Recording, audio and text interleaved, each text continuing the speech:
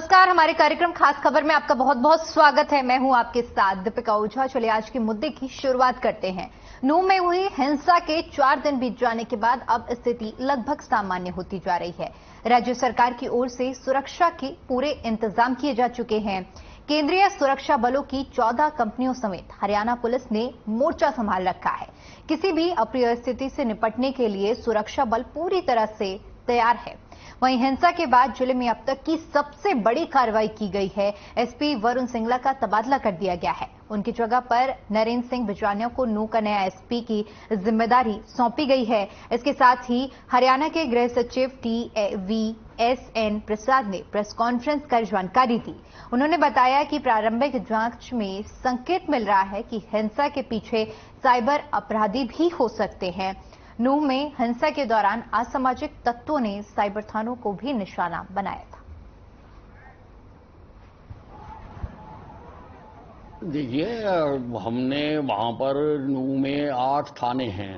हर थाने पर एक IPS की ड्यूटी लगाई है और जो साक्ष्य मिल रहे हैं CCTV से या अन्य तरीकों से जो साक्ष्य मिल रहे हैं, हम उसकी FIR दर्ज कर रहे हैं। हमने 41 FIR दर्ज की हैं और 116 व्यक्तियों को हम अभी तक अरेस्ट कर चुके हैं। 90 आदमी हमने डिटेन किए हैं, उनसे भी पूछताछ की जा रही है। और सोशल मीडिया ने क्योंकि इस नूंह वाले हादसे में बहुत बड़ी भूमिका अदा की है, तो उसके लिए भी मैंने एक 3 सदस्यीय समिति बना दी जो 21 जुलाई से लेके 31 जुलाई तक और उसके आगे तक हर सोशल मीडिया को स्कैन करेगी, हर फेसबुक को, ट्विटर को और व्हाट्सएप को स्कैन करेगी। अगर कहीं पर भी किसी ने कोई उत्तेजनात्मक पोस्ट डाली होगी तो कानून के तहत उसके खिलाफ कार्रवाई की जाएगी। तो आपसे भी हेल्प मांग रहे हैं कि इस तरह की चीजें लिखना कितना जायज है social media. We all of us should be responsible. Technology को यूज करते वक्त रेस्पॉन्सिबिलिटी भी तो होना चाहिए। ये हमारा साझा responsibility. It's not that somebody can be responsible, other has to go and check it. We have to be together. Of course we will check. Of course हमारे पास एक क्षमता है कि टेक्नोलॉजी को चेक करें, मिसयूज को चेक करें। ये क्षमता है हमारे पास कि आइडेंटिफाई करें who are those elements. We have identified. We have a long list. Who are the people who are engaging in this kind of disruptive action?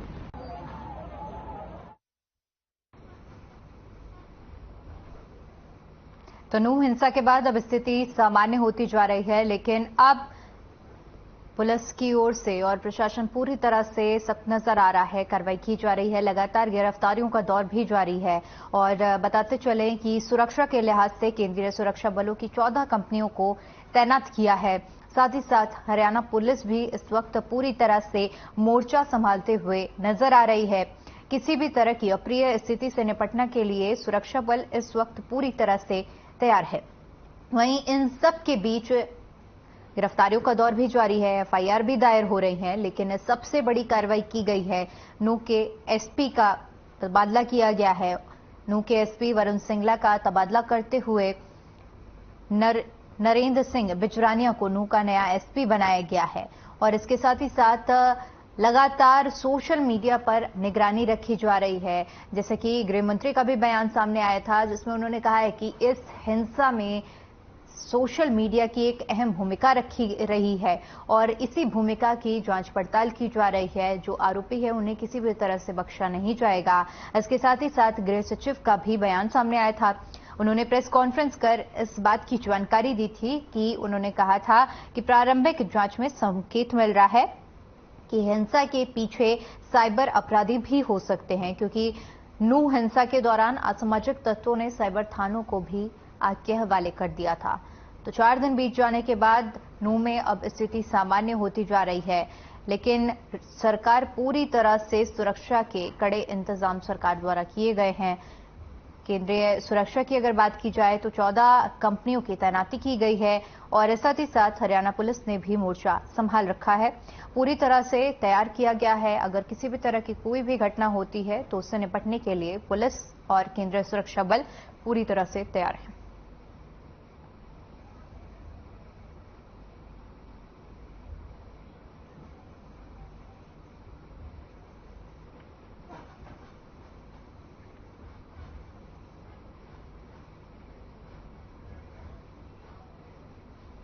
वहीं इसी मुद्दे पर चर्चा करने के लिए हमारे साथ हमारे संवाददाता जुड़े हुए हैं। सबसे पहले मैं आपको परिचय कराती हूँ। हमारे संवाददाता मोनू पांचाल फरीदाबाद से जुड़े हुए हैं, गुरुग्राम से गुंजन जोशी जुड़ी हुई हैं और ओपी शर्मा चंडीगढ़ से जुड़े हुए हैं।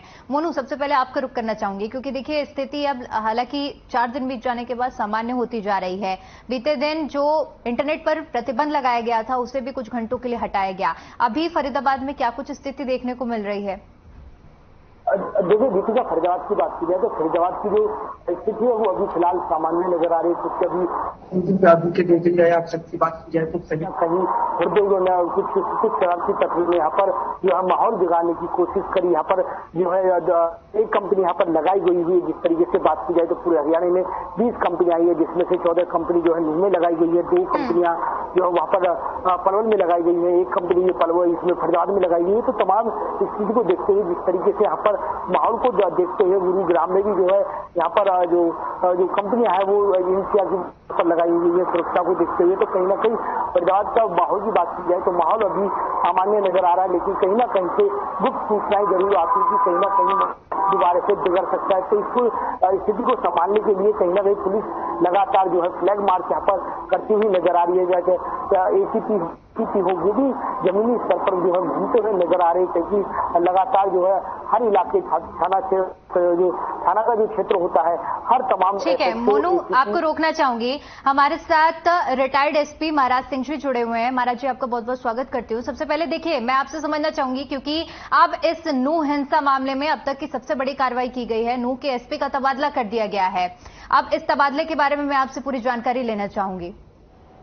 देखिए मैम, जो ये घटना हुई ये बहुत ही इसकी जितनी उतनी छोड़ी है। जहां तक ट्रांसफर की बात है, अभी आपको जैसे पता होगा कि जब ये घटना हुई इसमें जो चार्ज संभाला था वो जो आज जिनको चार्ज दिया गया था, टेम्परेरी चार्ज इन्हीं के पास था, दिया गया था। जो पहले जो एसपी थे नूह वो छुट्टी पर थे। तो अब क्योंकि इन्होंने जो अब बिजारणीय जी हैं, इन्होंने सारी इसको जो ये घटना हुई थी इसके बाद हर चीज पे इनकी निगाह थी और सब कुछ ठीक देख रहे थे ये, तो इनको एक तरह से परमानेंट चार्ज दे दिया गया है। अब जो पहले इनको टेम्परेरी चार्ज दिया हुआ था वो परमानेंट दे दिया गया। जो छुट्टी पे थे उनको इनकी जगह भिवानी भेज दिया गया, क्योंकि जो पहले एसपी थे वो जब ये घटना हुई है जब वो छुट्टी पे थे जी, तो वो तो खैर कोई बहुत बड़ी बात नहीं, लेकिन जो हुआ वो तो सब कुछ एक तरह से प्रशासन का फेल्योर था, सरकार का फेल्योर था। तो जी। वो तो हर किसी के सामने है। जब इनके जो सेंटर में मंत्री हैं वो ही इसकी निंदा कर रहे हैं, इसमें जिम्मेवार ठहरा रहे हैं जी। और इनके डिप्टी सीएम इनको जिम्मेवार ठहरा रहे हैं, इनके जो स्पीकर हैं वो इनको जिम्मेवार ठहरा रहे हैं। तो वो तो इनका फेल्योर तो है, लेकिन अब क्योंकि सिर्फ एसपी के ट्रांसफर की बात कर रहे हैं, वो तो ये है कि क्योंकि उन्होंने जो बिजारणीय दिए हैं उन्होंने इसको हैंडल किया है। घटना होने के बाद वो ही यहाँ पे इसको हैंडल करने के लिए एसपी के तौर पर आए थे, उनको परमानेंट चार्ज दे दिया गया है। ठीक है महाराज सिंह जी, इसके अलावा मैं ये भी समझना चाहूंगी, देखिए जिस तरह से लगातार बयानबाजी भी हो रही है इस पूरे मुद्दे को लेकर, और सबसे बड़ा तथ्य जो निकल कर आ रहा है सोशल मीडिया, कि सोशल मीडिया सबसे बड़ा टूल बना है इस पूरी हिंसा को लेकर। तो आप जब अपने कार्यकाल में रहे हैं, क्या इस तरह की जो घटनाएं रही हैं सोशल मीडिया की वजह से, क्या इस तरह की ये जो पूरी घटनाएं पनपती हैं इससे कितना ज्यादा नुकसान पहुंचता है? देखिए अब सोशल मीडिया तो अब है, पहले भी आप देखते रहते अफवाहों का बाजार जो होता था, जो अफवाहें चलती थी जी। पहले वो एक आदमी से दूसरे आदमी पे, दूसरे से तीसरे पर वैसे जाती थी जबानी तौर पर। अब वो सोशल मीडिया से थोड़ा जल्दी फैल जाती है। लेकिन प्रशासन को जब ये अफवाहें अगर हैं सोशल मीडिया पे दोनों तरफ से, जैसा बता रहे हैं, एक मोनू क्या है वो अपना जिसका ज्यादा नाम आ रहा हो, मोनू मानेसर क्या है वो? जी जी, मोनू मानेसर। उसके जो वीडियो आ रहे थे, उधर कोई बिट्टू बजरंगी क्या है उसके वीडियो आ रहे थे। फिर दूसरी तरफ से उनके भी जो है ना आमने सामने, जैसे चल रहे थे वीडियोज या बयानबाजी जो चल रही थी सोशल मीडिया पे, दोनों पक्षों की ही, वो अपने आप को दामाद बता रहा था, पता नहीं क्या क्या उनकी सीधी बातें जो हो रही थी जी। जब ये हुई थी तो प्रशासन का ये काम था, ये जिम्मेवारी थी कि वो इसमें प्रिवेंटिव एक्शन लेते। अब आपने देखा होगा जब कोई वीआईपी मूवमेंट होती है जी तो प्रिवेंटिव एक्शन लिए जाते हैं, गिरफ्तार पहले कर लिए गए, सुनते रहते हो आप भी कि गिरफ्तारी की है, उनकी विजिट से पहले गिरफ्तारी की है या उस फंक्शन के होने से पहले गिरफ्तारी की है। तो जब इस तरह की बातें चल रही थी तो इन्हें प्रिवेंटिव एक्शन लेना चाहिए था, इन्होंने नहीं लिया, इन्होंने इसको जानबूझ के नहीं लिया, क्या हुआ पता नहीं। या अब ये भी तथ्य सामने आ रहा है कि साइबर अपराधी भी इसमें शामिल हो सकते हैं, क्योंकि देखिए साइबर थानों को भी टारगेट किया गया है, उनको भी आग के हवाले किया गया है। मैं एक बात बताऊं, साइबर अपराधी शामिल होना ना होना वो तो एक अलग की बात है। इसमें जो हुआ वो दुर्भाग्यपूर्ण था। अब मौके का फायदा कौन कौन उठा रहे हैं?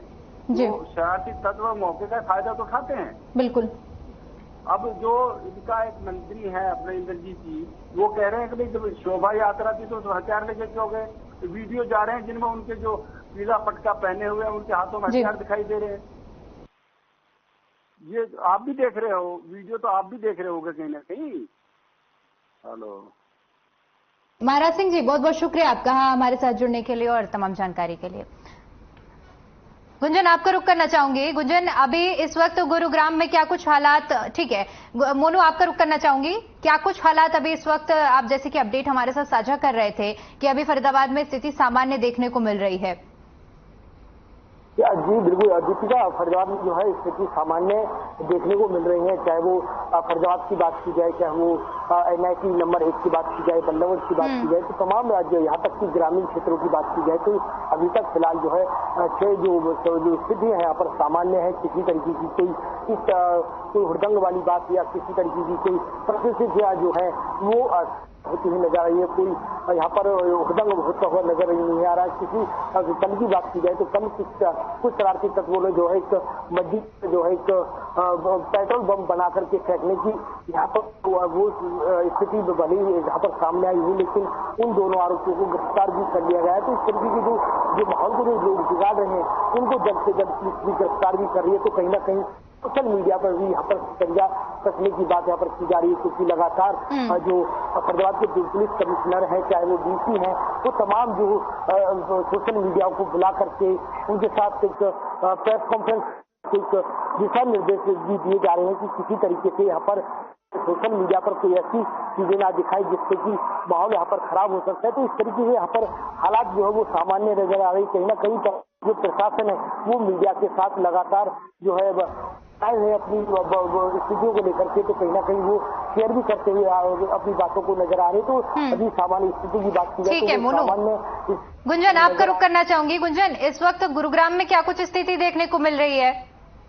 और बिल्कुल देखिए दीपिका, इस वक्त अगर मैं गुरुग्राम का जिक्र करूं तो देखिए जिस तरह से धारा 144 सरकार ने पूरे गुरुग्राम में लगा रखी है, चाहे वो गुरुग्राम हो, चाहे सोना हो, चाहे बादशाहपुर हो, पटौदी हो, तमाम गुरुग्राम की चारों विधानसभाओं में इस तरह के हालात देखे जा रहे हैं। तो वहीं देखिए लगातार जितने भी हिंदू संगठन है वो सभी लू हिंसा को लेकर लगातार विरोध दर्ज कर रहे हैं। इसी कड़ी में देखिए आज भी गुरुग्राम के पटौदी में जब धारा 144 लगाई गई है, 4 से ज्यादा 5 से ज्यादा लोगों के इकट्ठे होने पर प्रतिबंध लगाया गया है। ऐसे में तमाम हिंदू संगठन आज इकट्ठा हुए हैं, सड़कों पर उतरे हैं और सड़कों पर उतरकर नारेबाजी कर रहे हैं। साथ ही साथ देखिए लगातार गुरुग्राम के अलग अलग इलाकों में यह विरोध दर्ज किया जा रहा है। साथ ही साथ देखिए जिस तरह से ये पूरी घटना सामने आई और घटना में कुछ लोगों का ये भी कहना है कि पुलिस की गलत कार्यवाही की जा रही है, क्योंकि देखिए अभी नूह के SP का भी तबादला किया गया है। और अगर मैं गुरुग्राम का जिक्र करूं तो कई लोगों का कहना है कि निर्दोष हिंदुओं पर भी पुलिस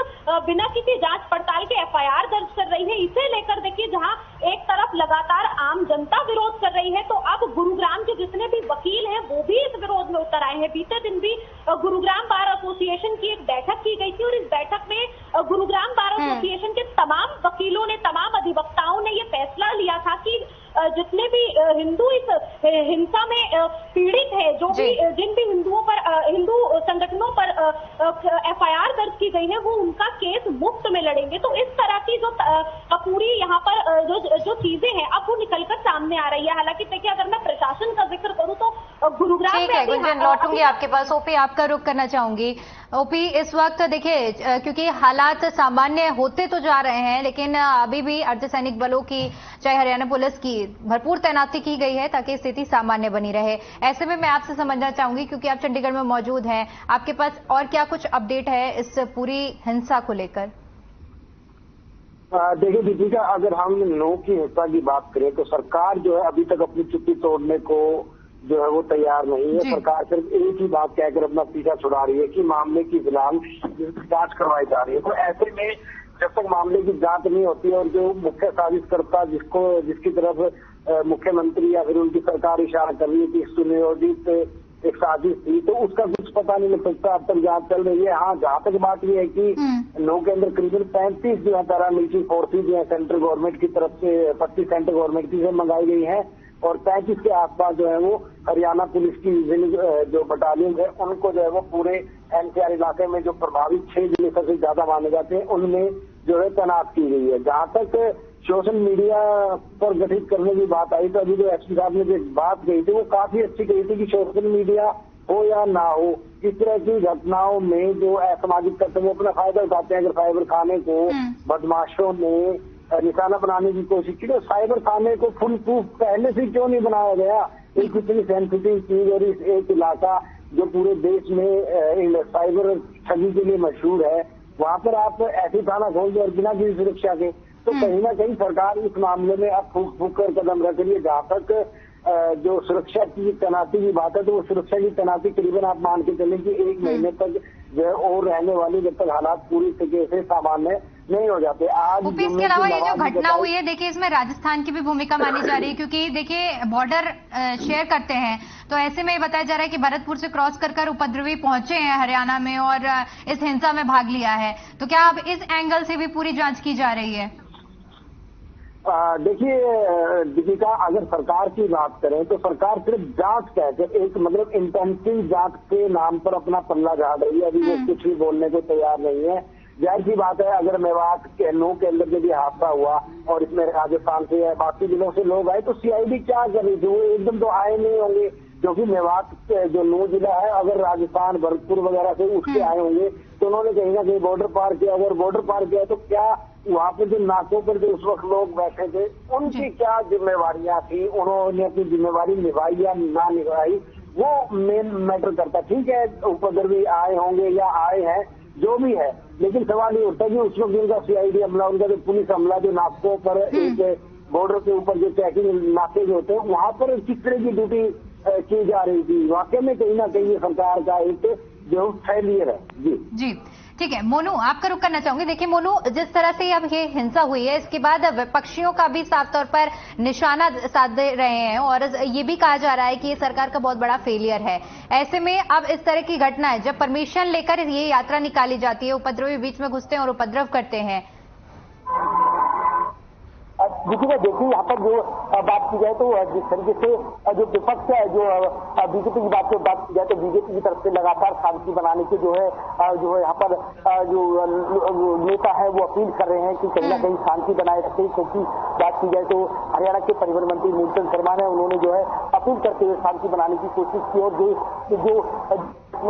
जो आरोपी हैं उनको बख्शने का यहाँ पर तरीके का कोई रियायत नहीं होगी। तो इस तरीके से यहाँ पर जो है यहाँ पर बात कही जा रही है। वहीं विपक्ष की बात की जाए तो लगातार जो कांग्रेस की बात की जाए, चाहे वो NLA की बात की जाए, आम आदमी पार्टी की बात की जाए, तो इस तरीके से तमाम जो है यहाँ पर बीजेपी पर जो है वार करते हुए नजर आ रही थी। कहीं ना कहीं जब ये इस तरीके के जो दंगे हैं कहीं ना कहीं पूरे हरियाणा में बीजेपी की सत्ताधारी दल के चलते 211 पूरे हरियाणा में दंगे हो चुके हैं। तो उसके बाद की बात की जाए तो नीता भी बहुत बड़ा दंगा हुआ है। तो दंगे को देखते हुए तो कहीं ना कहीं जब सरकार को ये पता था कि यहाँ पर किस तरीके की जो परमिशन ली गई है, यहाँ पर जो एक यात्रा यहाँ पर निकाली जाएगी और उसके बावजूद भी किसी तरीके की कोई सुरक्षा के इंतजाम यहाँ नहीं रहे, तो कहीं ना कहीं यहाँ पर राजनीति की रोटियां दिखता हुआ नजर आ रहा है। कहीं साफ तौर पर खट्टर सरकार पर यहाँ पर आरोप लगाते हुए आ रहे कि ये हरियाणा को चलाने में सक्षम नहीं है। तो इस तरीके से आरोप प्रत्यारोप यहाँ पर साफ तौर पर बिल्कुल आरोप प्रत्यारोप का दौर लगातार जारी है। ठीक है गुंजन, आपके पास आना चाहूंगी। गुंजन, देखिए इंटरनेट पर भी पाबंद लगाया गया था और बीते दिन देखिए ये जो पाबंदी है कुछ घंटों के लिए हटाई गई थी। ऐसे में अभी क्या कुछ स्थिति चल रही है, क्या लोग एक्सेस कर पा रहे हैं सेवाओं को? बिल्कुल देखिए दीपिका, इंटरनेट पर जिस तरह से पाबंद लगाया गया था, हालांकि देखिए वो पाबंदी हटा दी गई है। अगर मैं गुरुग्राम का जिक्र करूं तो यहाँ इंटरनेट सेवा काफी हद तक जो है काम कर रही है, लेकिन गुरुग्राम के अगर मैं आसपास के इलाकों का जिक्र करूं, जैसे सोहना की अगर मैं बात करूं या फिर बादशाहपुर के आसपास के इलाके का जिक्र करूं, क्योंकि यहाँ पर विशेष धर्म के समुदाय की जो संख्या है वो ज्यादा है, तो ऐसे में वहां पर इंटरनेट सेवा जरूर बंद कर दी गई है। हालांकि देखिए लगातार उसके बाद भी चाहे इंटरनेट सेवा बंद कर दी गई हो, लोगों के तमाम ऐसे लोग हैं जो हिंदू संगठनों से जो वहां पर गए थे, हिंसा में शामिल थे, उन सभी के फोन कॉल रिकॉर्डिंग्स भी यहाँ पर ट्रेस किए जा रहे हैं। लेकिन उसके बाद भी जिस तरह की ये पूरी घटना सामने आई है और जैसे ये पूरा हादसा सामने आ रहा है और लगातार देखिए हिंदू संगठनों का जो अलग अलग गुरुग्राम के इलाके हैं वहाँ विरोध चल रहा है, तो ऐसे में कहीं ना कहीं देखिए प्रशासन जरूर अलर्ट मोड पर है। देखिए गुरुग्राम का अगर मैं जिक्र करूं तो कल इंटरनेट सेवा काफी हद तक खोल दी गई थी, लेकिन गुरुग्राम के सराय गांव के इलाके में मस्जिद के पास तोड़फोड़ की वारदात की गई, तो दोबारा ऐसी वारदात जब सामने आई उसके बाद इंटरनेट सेवा दोबारा बंद कर दी गई। तो ऐसी कई ऐसे इलाके हैं जहां पर इंटरनेट सेवाओं को बंद कर दिया गया है। साथ ही साथ देखिए धार्मिक इलाकों का अगर मैं जिक्र करूं तो जहां पर मंदिर है या जहां पर मस्जिद है, तमाम धार्मिक स्थल है, तो ऐसे में उन धार्मिक स्थानों पर इंटरनेट सेवा को जो है फिलहाल बंद किया गया है। जी गुंजन, इसके अलावा सुबह से ही देखिए कई जगह से तस्वीरें सामने आ रही हैं जहां पर दुकानें भी खोली गई हैं, कड़ी सुरक्षा के बीच में दुकानदारों ने अपनी दुकानें खोली हैं, लोग भी पहुंच रहे हैं सामानों की खरीदारी करने के लिए। तो ऐसा अभी गुरुग्राम में क्या स्थिति है, क्या दुकानें खोली गई हैं? गुरुग्राम की अगर देखिए मैं बात करूं तो यहाँ पर दुकानें फिलहाल जैसे सामान्य तरीके से खोली जा रही थी वैसे ही खोली जा रही हैं। हालांकि देखिए पुलिस लगातार यहाँ पर मुस्तैद है और क्योंकि देखिए गुरुग्राम का सबसे बड़ा बाजार सदर बाजार है, तो ऐसे में और सदर बाजार के पास देखिए एक मस्जिद भी है, तो खबर ये भी आ रही थी कि मस्जिद के आसपास तोड़फोड़ की जाएगी। लेकिन इस खबर के आने के तुरंत बाद गुरुग्राम पुलिस कमिश्नर ने हाई लेवल की मीटिंग की थी और इस मीटिंग में जितने भी धार्मिक स्थल है और खासकर बाजार है, ऐसे में इन बाजारों के पास सुरक्षा व्यवस्था बना दी गई है। साथ ही साथ देखिए दुकानदार तो अपनी दुकानें खोल रहे हैं, लेकिन कहीं ना कहीं जो बिक्री है उस पर जरूर यहाँ पर असर पड़ता नजर आ रहा है, क्योंकि हम देखते हैं कि सोना के आसपास जिस तरह की पूरी स्थिति निकलकर सामने आई है, तो अब वहाँ से मजदूरों का भी पलायन होना शुरू हो गया है। ओपी आपका रुख करना चाहूंगी। देखिए जिस तरह से अभी हम जिक्र कर रहे थे कि राजस्थान की बॉर्डर क्रॉस करके हरियाणा में पहुंचे हैं और आप भी हमें तमाम जानकारी साझा कर रहे थे, ऐसे में मैं ये भी समझना चाहूंगी कि जो उपद्रवी पहुंचे हैं उनके पास कई तरह के हथियार भी थे और ये बयान भी हमने सुने हैं, जो चश्मदीद गवाह हैं उन्होंने बताया है कि जो उपद्रवी थे उनके पास कई तरह के बम, पेट्रोल बम थे, औजार थे, जिनसे उन्होंने लोगों को, मासूम लोगों की जान ली है, निशाना बनाया है। देखिए दीपिका, अगर मतलब हम ये बात करें कि पड़ोसी राज्यों से या बाहरी राज्यों से लोग आए और उनके पास हथियार थे, तो वो नॉर्मल बात है। अगर वो लोग आए ही एक दुर्भावना से थे, उनका मकसद ही कहीं ना कहीं लोगों को निशाना बनाना था, तो उनके पास पेट्रोल बम होना या बाकी हथियार होना ये कोई बड़ी बात है। जब वो बॉर्डर आराम से पार कर सकते हैं तो जाहिर सी बात है उन्होंने हथियार लेकर ही पास किए होंगे। जहाँ तक पेट्रोल बम की बात है तो ये स्थानीय तौर पर जो उनके जो बाकी जो स्लीपर सेल या जो बाकी उनके कॉन्टैक्ट थे वहाँ से बड़ी इजीली अरेंज किया जा सकता है। पेट्रोल बम कोई बड़ी चीज नहीं है, हर जगह पेट्रोल अवेलेबल रहता है। जहाँ तक हथियारों की बात है तो हथियार हो सकता है कि बाहरी राज्यों से आए और वो बॉर्डर से ही आए होंगे, तो और जाहिर सी बात है पुलिस की नाकामी है। और चलो मान लिया जिस दिन हमला वो उस दिन नहीं आए, लेकिन उससे पहले आते रहे हैं, तो ऐसे में जब वो हथियार एक स्थान से दूसरे स्थान पर प्लांट किए जा रहे थे तो उस वक्त भी सीआईडी को कुछ नहीं पता लगा, तो सीआईडी हमला क्या कर रहा था? अगर सीआईडी हमले को पता था और उन्होंने जानकारी दी थी तो जो पुलिस का हमला था वो क्या कर रहा था, हमला क्यों नहीं कार्रवाई कर पाया? और एक बात और है कि जैसे ही ये घटना घटती है शाम को 5 बजे सेंटर से फोर्स जो है वो तैनात हो जाती है। मतलब सरकार 3 बजे फोर्स सेंटर गवर्नमेंट से फोर्स मांगती है, करीबन 10 से 12 के बीच जो पैरामिलिट्री फोर्सेज की जो बटालियन या टुकड़ी गए वो 2 से 3 घंटे में जब वो बहुत बहुत शुक्रिया आप सभी का हमारे साथ जुड़ने के लिए और तमाम जानकारी के लिए। चलिए फिलहाल के लिए हमारे कार्यक्रम खास खबर में इतना ही। मुझे दीजिए इजाजत। नमस्कार।